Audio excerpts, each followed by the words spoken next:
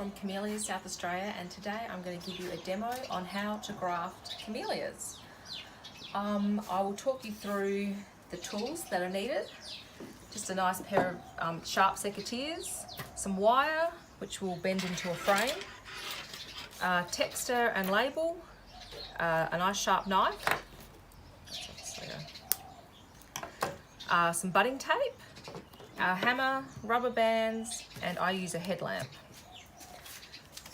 We'll talk through probably the base, the plant that you're going to graft onto first. Ideally you want a plant that's the size of a pencil, so that's the smallest you should go. I wouldn't go any smaller, it becomes too difficult to do the actual graft. If you want to go bigger, that is fine, the bigger the better, but it just also does mean it's going to be a larger, probably more expensive plant. I tend to grow mine from seed just to cut on costs, so yeah, so that's your base plant, and then the scion or the plant, the desired plant that you want to put onto your camellia. When you pick, I've just picked a branch off of one of mine. When picking a plant, you want to have a look at the wood. This is a lovely, nice long piece of wood. It's nice, it's fresh, it's not old like it is further down on the stem. That's the wood you're ideally aiming for, because you want something that has a nice young bud. This one, unfortunately, the buds at the top have already started to shoot, so we don't want that. So this one I think is going to be the one that we choose, because he's got his main bud at the top.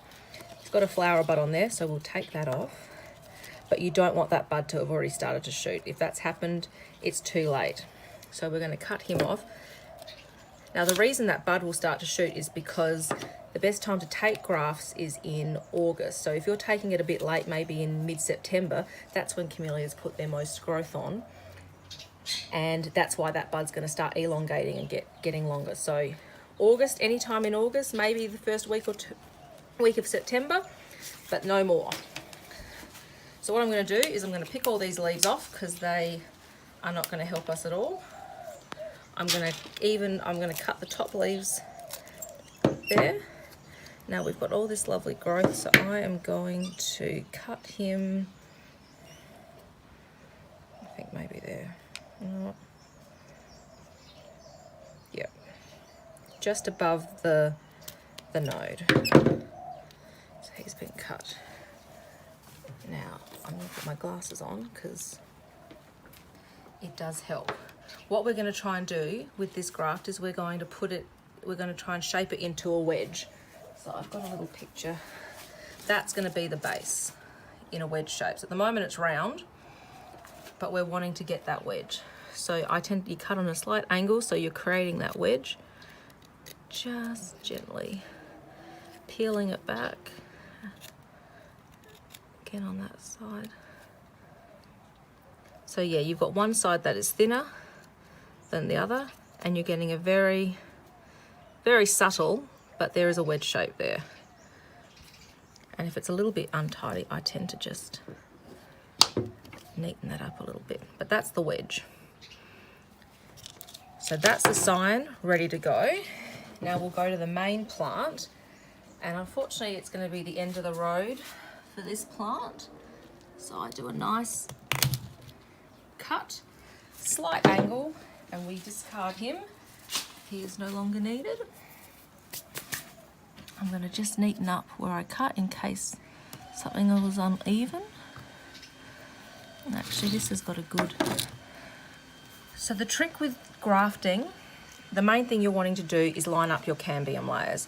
So you've got a cambium layer on here, and you've got a cambium layer on the base. Now I'm just going to use a diagram because it is very fine. Ideally this is a graft, a rough drawing of a graft. You've got your outer bark, and then right next to it is a very faint green cambium layer. That is what you are wanting to join up. So you might be able to see it. What I'm going to do, this is where the headlamp comes in, because it does make life a lot easier to see. You might just be able to see there is that little faint, the cambium layer is just there. So it is a bit fiddly, but the rewards it's worth it in the end. So what I'm going to do is I'm going to cut a slit through the middle. And then I've got my sign. I've got the narrower end of the wedge going into the middle, the wider at the outer. I'm lining up my lamp light so I can see. And I'm just slotting it in, and I'm just trying to get those cambium layers to line up. So they pretty much go from there straight up. And I think we have it. So just gently remove my knife, which is now stuck. There we go.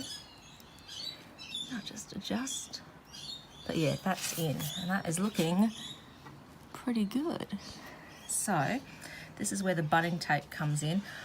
I get this budding tape online. I haven't been able to find it at a nursery here, and the only reason I use it is because it's convenient.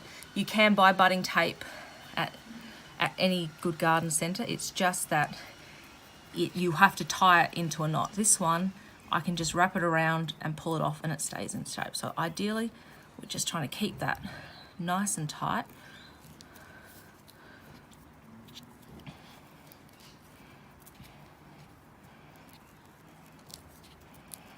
And then when I'm done, I can just break it. Break it and put it in place like that. So now, what we've got is a graft that's ready. And I'll just turn it around so you can see. We've got this little arch. It's almost like a church window. I've had a couple members call it the church window. And what we do is that's what we're going to be watching when the graft, to see if the graft takes. You'll know if the graft is taking. If it drops its leaves in the first couple of weeks, you haven't lined up the cambium layers, but that's okay. You just have to try again. But you're wanting that layer, the cambium layer on the graft, you're wanting that to start to swell. And what will happen is it will swell up and join. I can show you on a graft I did last year. This is the cambium layer on here, and you can see that it's pretty much nearly closed up. It had swollen. It normally goes a lighter green to start with, and then as it matures it goes darker, and it's joined. That's what you're watching for. That is the sign. Once that starts swelling, you'll be able to watch the upper buds, and those upper buds, because that was the original graft here, this is the first bit of growth that it's had. So it put on a little bit of growth while it was under its little igloo. So it'll swell and you'll get a new shoot. So what we do then is we're going to put the little wire around it to make the little igloo. Put the label in. This one's, I've just done a debutante, which is probably not, just for an example, you can actually buy debutante, but that's what I had on me.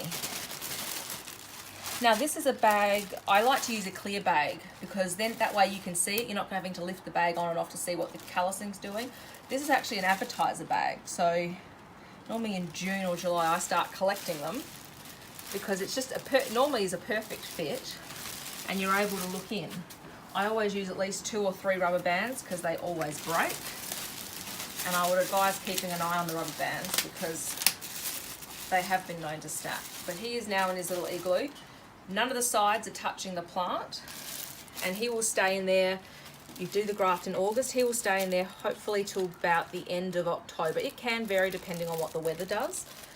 But what you're looking for is that cambium to swell on the little window of the graft, and you're looking for new shoots. If it starts shooting and doing that, that's a really good sign. Now while they're in the graft, while they're at this early stage, I keep them in a darker area, so I tend to keep mine under here. We've got shade cloth, but in that little corner there, it really doesn't get much direct sunlight. You're not wanting to sit it in sun at all. So that's where mine stay. I had a whole pile on the ground here until just recently, and now I've actually moved some of my older ones into a bit more light. Winter light is not bad for the plants. It's almost it's equivalent of morning sun, really. Those grafts on the left there, they've been done. They were only done last year. These ones are 2 years old, so I'm just wanting them to get used to being in a bit more of a stronger light so that they can toughen up for summer. Now when we go to take these out of the bag, hopefully in December, if you've gotten this far, the new shoot that will come up will be quite fragile. So the idea is to cut a hole. Now I only cut the hole when I know that cambium layer is pretty close. It has almost joined up. When I see that and I see a nice strong shoot, I'll cut a hole, open it, watch and see. That new shoot will, if it's not happy, it's gonna bend over, it's gonna droop. If it does, I quickly wrap it back up, put a peg on it, and it's fine. Then I might wait a day or two, take the peg off, see what happens. If it stays up, I might leave it for a couple of days, and then I'll cut the other side. Leave it for a couple of days. If it still hasn't drooped and it's still happy, then I'll take the elastic bands off and just leave the bag sitting on there loose. Again, when that's happened, I'll take it off for a day and just watch it. If it's happy, then it's gotten hardened up a bit. Then you're just ready to start easing it back into putting it into a little bit more light. I'd keep it protected over summer, but yeah, once we get into winter, you can probably give it a little bit more light. And that's pretty much grafting. So if anyone has any questions or anything, they're welcome to ask us on Facebook. You can find us there, and hopefully we get some lovely new plants. So happy gardening, guys.